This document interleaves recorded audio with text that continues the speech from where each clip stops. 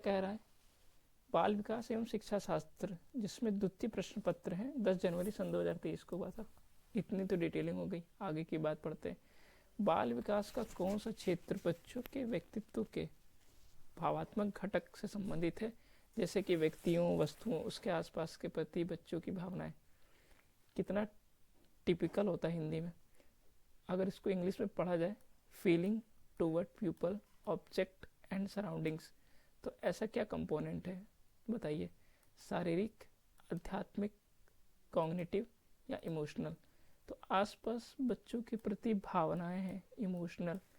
ठीक है, मैं तो कहता हूँ थोड़ा बहुत इंग्लिश भी ध्यान दीजिए अगर सीटेट में निकालना है तो, क्योंकि हिंदी काफ़ी टिपिकल लैंग्वेज है। इसमें व्यक्तिगत विभिन्नता का सिद्धांत बताता है कि इंग्लिश में individual difference, all children have the same speed of physical development. सभी बच्चों की शारीरिक विकास की गति एक समान होती है, ये कभी नहीं हो सकता। हर बच्चे का अलग अलग शारीरिक विकास होता है। सभी बच्चों की वृद्धि की गति एक जैसी होती है। ए और बी दोनों ही एक कॉन्ट्रैक्ट कर रहे हैं। विभिन्न बच्चों के विकास और वृद्धि की गति में अंतर हो सकता है, बिल्कुल, हर बच्चे का अलग अलग। क्वेश्चन नंबर 3, बच्चे समाज में अपनी भूमिका को किन प्रक्रियाओं द्वारा सीखते हैं। सामाजिककरण, सोशलाइजेशन और उत्सव क्या है हिंदी में, एक्यूकल्चर के द्वारा। समावेशन और समावेशन, ये भी हो सकता है, सेकंड लग सकता है, सीख सकता है, फर्स्ट भी हो सकता है। अनुकूलन समावेशन, ये भी हो सकता है। अनुकूलन और उत्संस्करण, देखो सीटेड में जो उत्तर होते हैं वो चारों ही लमसम मिलते हुए आते हैं। अब इनमें से कौन सा उत्तर सही होगा देखते हैं, पढ़ते हैं फिर से। बच्चे समाज में अपनी भूमिका को किन प्रक्रियाओं के माध्यम से सीखते हैं। फिर बच्चा है वो समाज में अपनी, उसकी खुद की भूमिका को कैसे सीखेगा। सामाजिककरण एवं उत्संस्करण। समावेशन और समायोजन तो एक स्कीमा होता है जो जीन पियाजे ने दिया था। एसिमिलेशन और एकोमोडेशन, अडेप्शन वो भी नहीं है। तो ऑप्शन ए जहाँ तक सही लग रहा है, हाँ ए सही है। क्वेश्चन नंबर 4, जीन पियाजे के अनुसार जब किसी बच्चे को खिलौना दिखाया जाता है फिर छुपा दिया जाता है, वो भूलने के बजाय खिलौने को खोजने की कोशिश करता है। तो बालक की ये विशेषता किस अवस्था में होती है। 4 स्टेज है, सेंसरी मोटर, उसके बाद सेंसरी मोटर यानी कि संवेदी उपागम, फिर पूर्व संक्रियात्मक, फिर संक्रियात्मक, फिर अमूर्त। अमूर्त यानी कि जो चीज़ उसे दिख नहीं रही है। तो इसमें अमूर्त तो होगा नहीं। ये सेंसरी मोटर और अवस्था में पाई जाती है, और विशेषता को क्या कहते हैं। इकोसेंट्रिक ये नहीं है, अपने में बात नहीं कर रहा है वो। ऑब्जेक्ट, वस्तु का स्थायित्व भी नहीं है। प्रतिवर्ष मानसिक संक्रियात्मक, उसके बाद संवेदी चालक, सेंसरी मोटर। इंग्लिश की तरफ भी आप ध्यान देंगे तो चाहेंगे कि इसका आंसर सही हो जाए। बच्चों में संज्ञानात्मक विकास को सुसाधित करने के लिए जीन पियाजे डैश को महत्व दिए हैं, जबकि लेव वाइगोस्की, तो पिछले वीडियो में हमने बताया था, लेव वाइगोस्की ने भाषा पे ज़्यादा ध्यान दिया। पहले बच्चा भाषा बोलता है, तो बस ये सब कुछ चेक करना ही नहीं है। पहला सही, यहाँ पे पहला आंसर सही भी है। 6, लॉरेंस कोलबर्ग के अनुसार नैतिक विकास के अच्छा लड़का और अच्छी लड़की व्यक्तियों की संख्या क्या दर्शाता है। नियमों को निश्चित और निरपेक्ष रूप में देखना हो सकता है, अभी क्रिटिक नहीं करेंगे। सम्मान प्राप्त करने के लिए चाह हो सकता है। इनमें से सबसे बढ़िया कौन सा, वो देखेंगे। ये महसूस करना है कि खुद के कानून और नियम, ऐसा कैसे हो सकता है। अमूर्त, इन्होंने अमूर्त की बात ही नहीं की थी। इन दोनों में अब चेक करो। नियमों को निश्चित और निरपेक्ष के रूप में देखना, दूसरों के द्वारा सम्मान प्राप्त करने की चाह, वो करने की कोशिश जो दूसरे खुश रहे, ये हो सकता है। हाँ भी सही है। 7, लेव वाइगोस्की निम्न में से किस कथन को मान्यता देते हैं। ये देखना कि वर्तमान में बच्चों की क्षमताओं से परे क्या है, लेकिन वो समर्थन के साथ क्या कर सकते हैं। समर्थन या स्केल फोल्डिंग, पहला ही सही है। और ऑप्शन चेक कर लेते हैं। नहीं, किसी बच्चे को कभी सीमित नहीं कर सकते आप, नहीं, ये ऑप्शन ही गलत है। केवल जहाँ पे आ जाए वो ऑप्शन गलत होगा। उन अवधारणाओं को सीखने का लक्ष्य रखना जो बच्चे के समीप, ये भी हो सकता है, ए और डी दोनों हो सकते हैं। अब ठीक से पढ़ते हैं क्या सही है। यह देखना कि वर्तमान में बच्चे की क्षमताओं से परे क्या है, लेकिन जो वे सामर्थ्य के साथ कर सकते हैं। और डी, उन अवधारणाओं को सीखने का लक्ष्य रखना जो बच्चे के समीपस्थ विकास के क्षेत्र से परे, ये देखो परे आ गया है ना, ऑप्शन सही खेलना है, ये सही है। लेव वाइगॉस्की संज्ञान को किस प्रकार समझते हैं?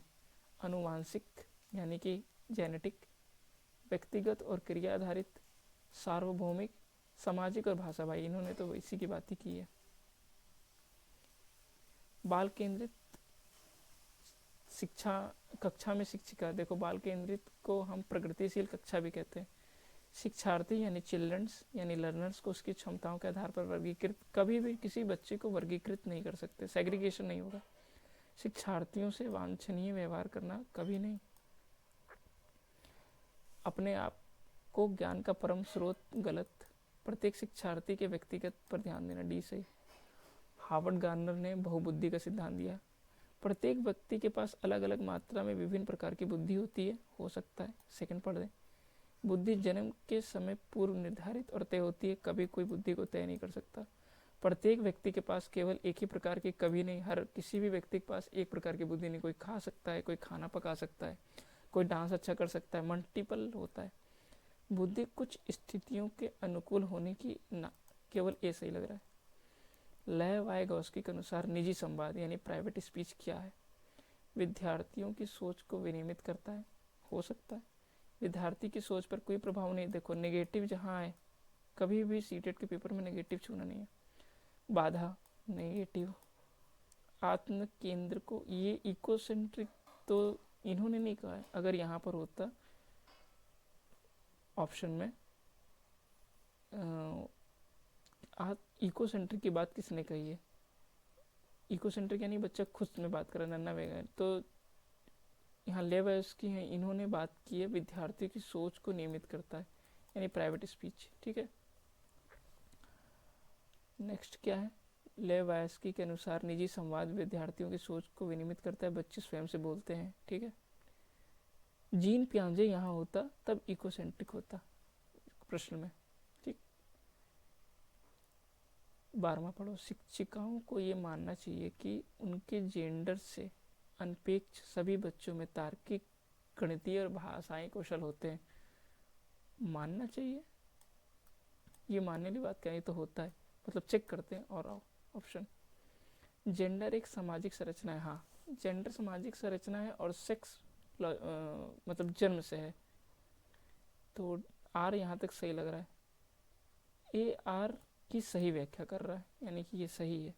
ठीक, 30 ने एक शिक्षिका को, यानी एक क्या, which type of diversity should a teacher include in her qualification. English में कितना आसान है, थोड़ा हिंदी पढ़ो। एक शिक्षिका को अपनी कक्षाओं में किस प्रकार की विविधताओं को शामिल करना चाहिए?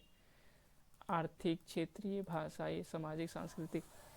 जब भी इस तरह के क्वेश्चन आए और ऑल ऑफ दीज हो तो डी पे करेक्ट करो।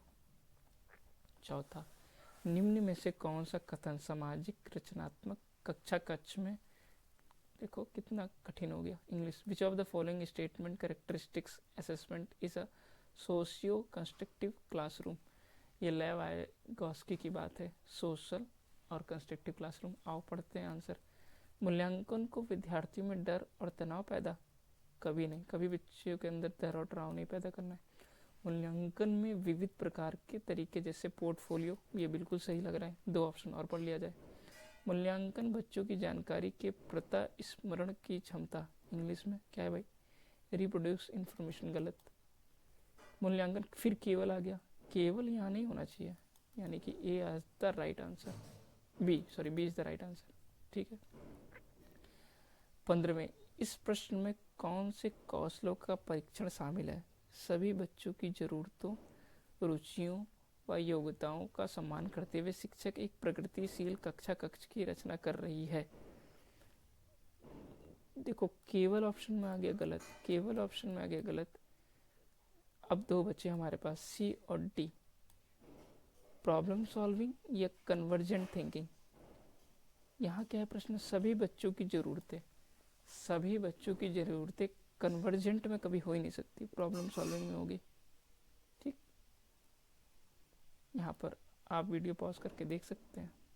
इंक्लूसिव एजुकेशन में क्या नहीं है, ऑप्शन पढ़ना, क्या नहीं है, हाँ की बात में क्या नहीं है। कभी भी बच्चों में डिफ्रेंशिएट आप नहीं कर सकते, और यही पूछ रहा है क्या नहीं है सी।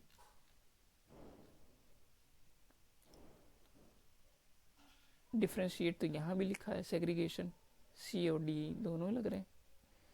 विभेदित निर्देश या नामीकरण व पृथकीकरण, सेग्रीगेशन